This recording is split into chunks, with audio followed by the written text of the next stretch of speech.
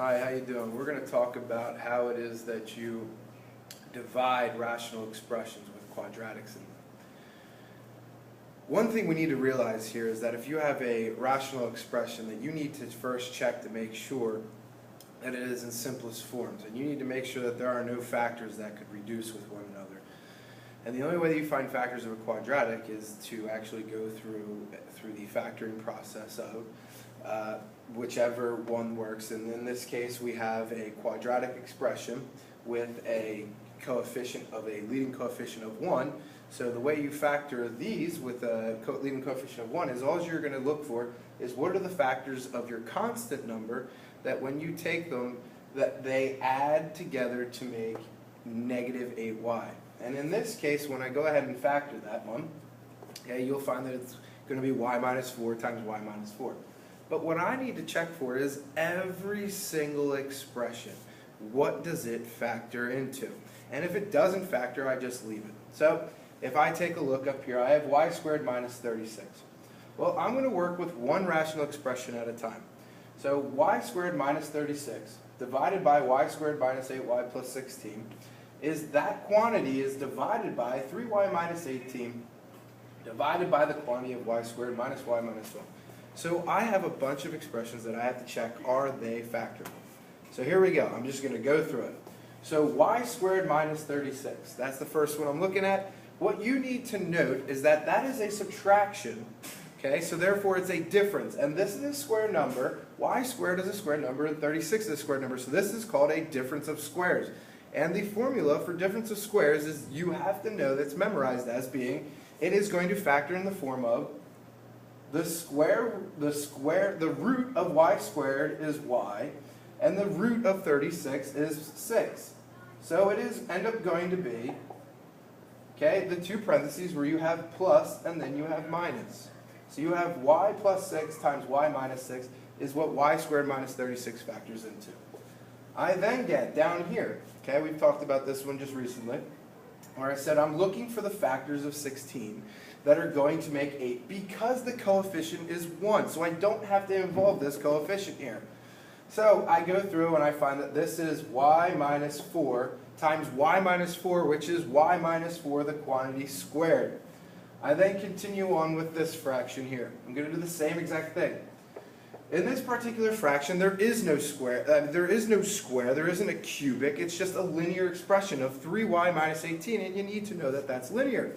And the reason you know it's linear is because it's got an exponent of 1, and that's the largest exponent in that expression. So therefore, the only thing that I can do with a linear expression is look for a GCF.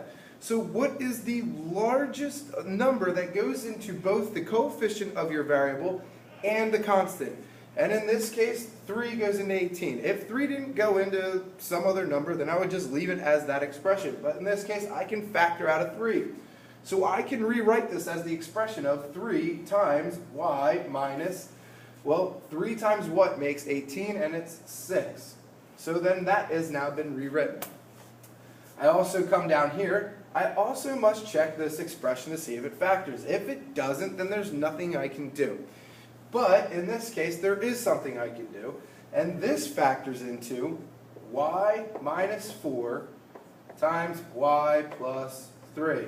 So again, this is the leading coefficient of 1, so all I need to check are what are the factors of negative 12 that make a negative 1. So negative 4 plus 3 is still negative 1.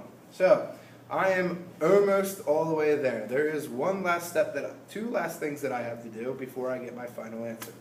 And the last things that I have to do are, 1, if you are taking a fraction and dividing by a fraction, it is the same thing as you did with numbers, as if it was 3/5 divided by 4/7. You would do the multiplication of the reciprocal. So I'm going to do the same thing. I'm going to take the reciprocal of this fraction, and I'm going to multiply it by this one. So I've now got a new expression. Just for sake of time and room, I'm going to erase this original function up here. And I'm going to rewrite it as y plus 6 and y minus 6 all over the y minus 4 squared. And I am now multiplying by the reciprocal of this equation, which is timesing this by y minus 4 y plus 3 all over 3 times y minus 6. So what I now have is my new expression. So all I did when I want you to note from this step to this part here is all I did was multiply by the reciprocal. So that has now been written. So I'm going to erase this to show my last final step. So again, all of this, what I want you to note is that I have a bunch of quantities, but all these quantities are just one number. If I knew what y was, and if I put a 1 in there, this would be 7. 1 plus 6 is 7. The problem is I don't know what the y value is. It represents a million of different things.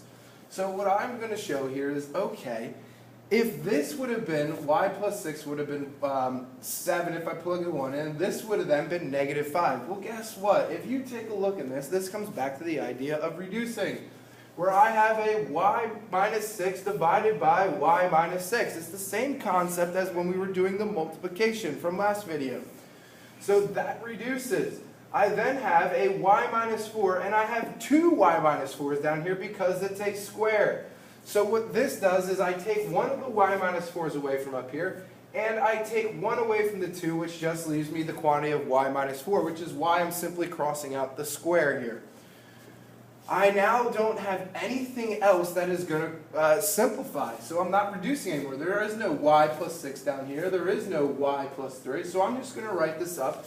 So as y plus 6, that quantity, and I'm still multiplying. So I'm going to show the multiplication of y plus 3. That is all going to be divided by. So now I have 3 times y minus 4. So I write y minus 4. And at this point, some textbooks would require you to say, okay, there are no terms that finish, so you actually have to go through and do the multiplications.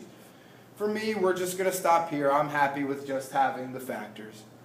Okay, so I hope you understand through that problem what the division is and the importance of it. It's really all about finding your factors of each expression within your rational expression so that way you can reduce them. Because if you can't reduce them, then the multiplication just is as done as it is, and it's just going to be a large nasty number. But I am not here to give you large nasty numbers. It's just the idea of can you do the actual process. So I hope that helps. And next time we'll talk about complex.